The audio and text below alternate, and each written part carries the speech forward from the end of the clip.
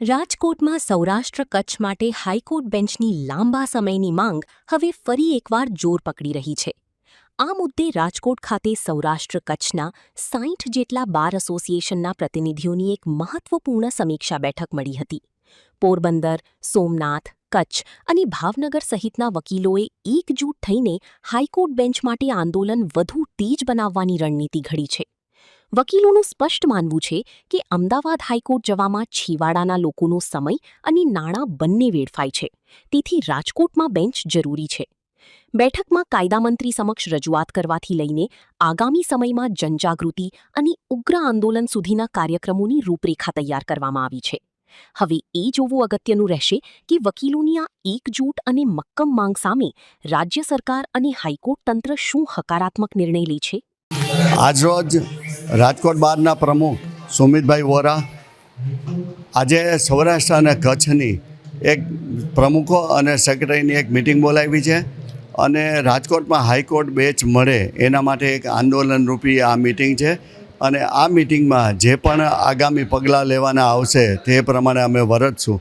આજે હાઈકોર્ટની અંદર લગભગ હું માનું છું 40% ઉપરનું કામ બધું સૌરાષ્ટ્ર અને કચ્છનું છે અને સૌરાષ્ટ્ર અને કચ્છનું કામ જો રાજકોટમાં રહીએ તો જે વકીલ પોતાના અસીલ માટે નીચેથી સેશન્સમાં લડ્યો હોય એ અહીંયા પોતે એપિયર થઈ અને એની સરસ રીતે એનું કામ કરી શકે અને રજૂઆત કરી શકે.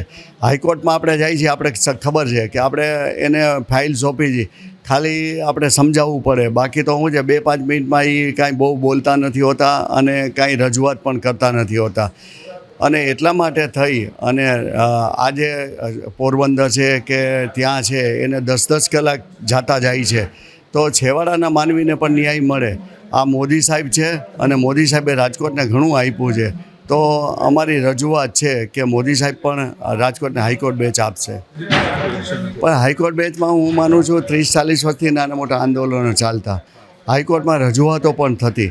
છેલ્લે ટાઈમે અમે એને જ્યારે અમે મિટિંગ બોલાવી ત્યારે અમે હાઈકોર્ટમાં ગયા તો એણે કીધું પ્રપોઝલ જ નથી. એટલે પ્રપોઝલ તો આપવી પડે ને, તમારી શું વાત છે. આપણે કોઈ પણ જગ્યાએ રજૂઆત કરવા જઈએ તો આપણે લેખિત આપીએ કે ભાઈ મારી શું માંગણી છે.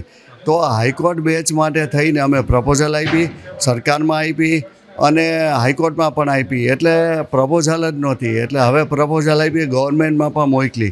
તમે જુઓ છો કે ચૂંટણી ઢંઢેરામાં કેશુભાઈથી માંડીને આજ સરકાર સુધી આવતું જ કે હાઈકોર્ટ બેન્ચ રાજકોટને મળે. એટલે આમ જુઓ તો એના માટે બજેટ પણ તૈયાર છે, બધું તૈયાર છે, રજૂઆત નહોતી.